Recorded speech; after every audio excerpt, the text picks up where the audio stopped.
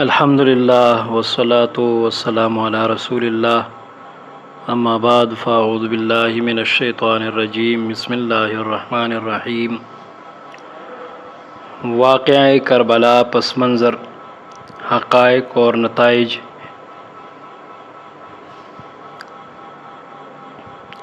اللہ تعالیٰ کی کروڑوں رحمتیں نازل ہوں حسین بن علی رضی اللہ تعالیٰ عنہ پر،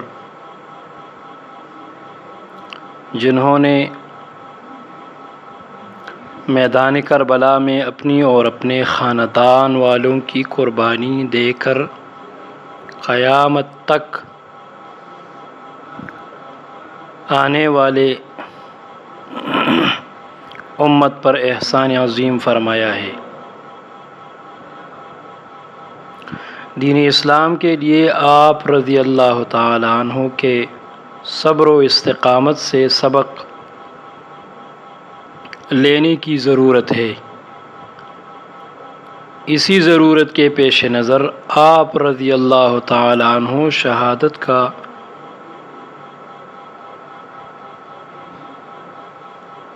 مستند واقعہ اختصار اور جامعیت کے ساتھ ذکر کیا جاتا ہے، تاکہ ہمیں اس بات کا خوب اچھی طرح احساس ہو کہ یہ دین ہم تک کتنی قربانیوں کے بعد پہنچا ہے۔ حضرات صحابہ کرام رضی اللہ تعالیٰ عنہم اجمعین، اہل بیت عظام رضی اللہ تعالیٰ عنہم نے اس لیے پہنچایا کہ اس دین پر عمل کیا جاتا رہے۔ خلیفہ چہارم حضرت علی رضی اللہ تعالی عنہ کی شہادت کے بعد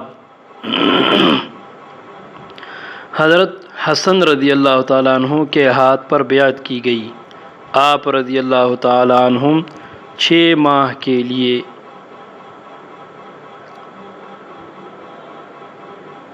خلیفہ رہے۔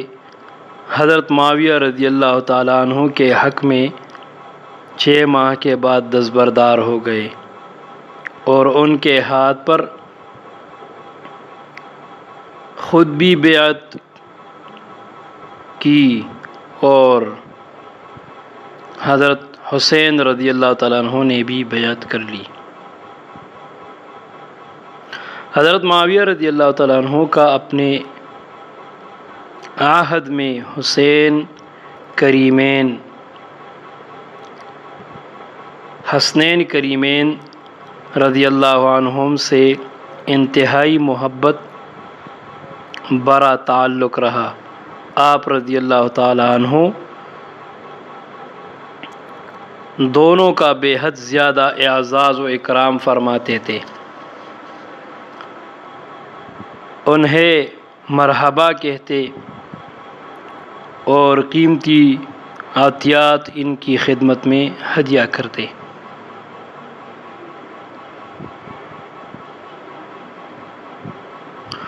حضرت معاویہ رضی اللہ تعالیٰ عنہ کی وفات کے بعد یزید تخت نشین ہوا۔ یزید نے اقتدار سنبھالتے ہی والی مدینہ ولید بن عتبہ بن ابی سفیان کو، جو ان کے عزیز تھے، خط لکھا کہ حسین بن علی، عبداللہ بن عمر اور عبداللہ بن زبیر رضی اللہ تعالیٰ عنہم کو میری بیعت کرنے پر مجبور کرو اور اس معاملے میں انہیں مہلت نہ دو۔ ولید نے عبداللہ بن عمر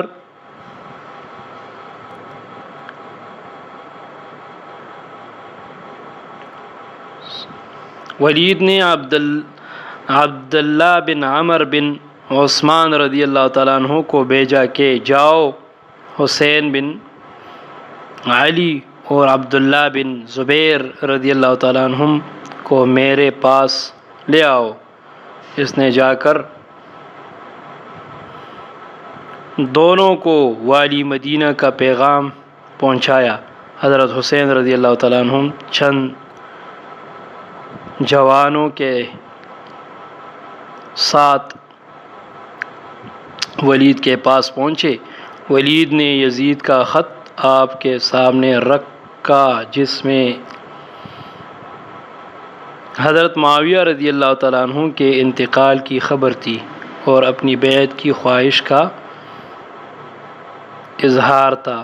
حضرت حسین رضی اللہ تعالیٰ عنہ نے حضرت معاویہ رضی اللہ تعالیٰ عنہ کی وفات پر اظہار افسوس کیا اور بیعت والے معاملے کو فراموش کر دیا۔ دوسری طرف حضرت عبداللہ بن زبیر رضی اللہ تعالیٰ عنہ اپنے بھائی جعفر رضی اللہ تعالیٰ عنہ کو ساتھ لے کر راتوں رات مدینے سے مکہ مکرمہ تشریف لے گئے۔ حضرت حسین رضی اللہ تعالیٰ عنہ نے بھی مدینے سے مکہ مکرمہ کی طرف سفر شروع کیا۔ حضرت حسین رضی اللہ تعالیٰ عنہ جب مدینے سے مکہ کی طرف جا رہے تھے تو راستے میں عبداللہ بن مطبع رضی اللہ تعالیٰ عنہ ملے۔ پوچھا کہ کہاں کا ارادہ ہے؟ حضرت حسین رضی اللہ تعالیٰ عنہ نے فرمایا کہ میں ابھی مکہ مکرمہ جا رہا ہوں، اس کے بعد استخارہ کروں گا کہ کہاں جاؤں۔ عبداللہ بن مطبع رضی اللہ تعالیٰ عنہ نے عرض کی کہ آپ مکہ مکرمہ میں ہی رہیں، اس میں خیر ہے۔ کوفہ کی جانب رخ نہ کرے، یہاں کے لوگوں کے آپ کے والد سے وفا نہیں کی، یہاں کے لوگوں نے آپ کے والد سے وفا نہیں کی، آپ سے بھی نہیں کریں گے۔ الغرض حضرت حسین رضی اللہ تعالیٰ عنہ بھی مکہ مکرمہ پہنچ گئے۔ یزید کو جب یہ معلوم ہوا کہ دونوں حضرات مدینے سے چلے گئے ہیں تو اس نے مدینے کے حاکم ولید بن عتبہ بن ابی سفیان کو معزول کر دیا اسی پاداش میں، اور ان کی جگہ عمر بن سعید اشدق کو حاکم مدینہ مقرر کر دیا۔ اس کی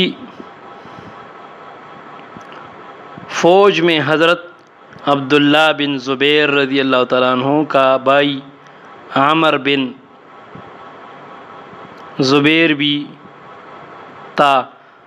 بعض معاملات کی وجہ سے دونوں بھائیوں میں شدید اختلاف تھا۔ عمر بن زبیر نے اب تو پہلے ان لوگوں کو تشدد کا نشانہ بنایا جو حضرت عبداللہ بن زبیر رضی اللہ تعالیٰ عنہ کے حامی تھے۔ اس کے بعد والی مدینہ عمر بن سعید اشدق کے مشورے سے 2000 کا لشکر لے کر مکہ مکرمہ کی طرف روانہ ہوا تاکہ حضرت عبداللہ بن زبیر رضی اللہ تعالیٰ عنہ حضرت حسین رضی اللہ تعالیٰ عنہ کو گرفتار کر سکے۔ اس موقع پر ابو شریح خزاعی نے عمر بن سعید کو اس کام سے روکا کہ اس سے مکہ کی حرمت پامال ہوگی۔ جو لوگ حرم میں پناہ گزین ہیں ان کی گرفتاری کے لیے فوج بھیجنا اللہ کی مقرر کردہ حدود کو توڑنا ہے جو کہ حرام ہے، مگر عمر بن سعید نے کوئی بات نہ مانی۔ عمر بن زبیر 2000 کا لشکر لے کر مکہ روانہ ہوا۔ مکہ سے باہر ایک جگہ پڑاؤ ڈالا اور اپنے بھائی حضرت عبداللہ بن زبیر رضی اللہ تعالیٰ عنہ کو پیغام بھیجا کہ مجھے یزید نے حکم دیا ہے کہ آپ کو گرفتار کروں، لیکن میں مکہ مکرمہ میں لڑائی جھگڑے کو مناسب نہیں سمجھتا، اس لیے آپ خود کو میرے حوالے کر دیں۔ حضرت عبداللہ بن زبیر رضی اللہ تعالیٰ عنہ نے اپنے لوگوں کو مقابلے کے لیے بھیجا۔ انہوں نے عمر بن زبیر اور اس کے لشکر کو شکست دی۔ حضرت حسین رضی اللہ تعالیٰ عنہ یہاں 3 سے 4 ماہ تک قیام فرمایا۔ اس لشکر کو شکست دینے کے بعد حضرت حسین رضی اللہ تعالیٰ عنہ بھی پہنچے۔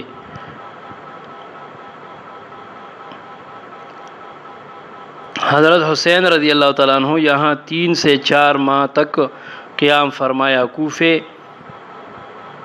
کے لوگوں کو جب معلوم ہوا کہ حضرت معاویہ رضی اللہ تعالیٰ عنہ کا انتقال ہو گیا ہے، یزید تخت نشین ہوا ہے، حضرت حسین رضی اللہ تعالیٰ عنہ اور حضرت عبداللہ بن زبیر رضی اللہ تعالیٰ عنہ نے یزید کی بیعت کرنے سے انکار کر دیا ہے، تو وہ لوگ کوفہ میں سلیمان بن سرد کے مکان پر جمع ہوئے۔ حضرت حسین رضی اللہ تعالیٰ عنہ کو خط لکھا کہ آپ ہمارے پاس تشریف لائیں، ہم سب آپ کے ہاتھ پر بیعت کرنے کا ارادہ رکھتے ہیں، بیعت کے لیے تیار ہیں۔ اس کے بعد خطوط کا ایک طویل سلسلہ شروع ہوا جس میں یزید کی شکایات، اس کے خلاف اپنی حمایت و نصرت اور حضرت حسین رضی اللہ تعالیٰ عنہ کے ہاتھ پر بیعت کرنے کا یقین دلایا گیا تھا۔ خطوط کے ساتھ ساتھ کوفہ والوں کے چند وفود بھی حضرت حسین رضی اللہ تعالی عنہ کے پاس روانہ کیے۔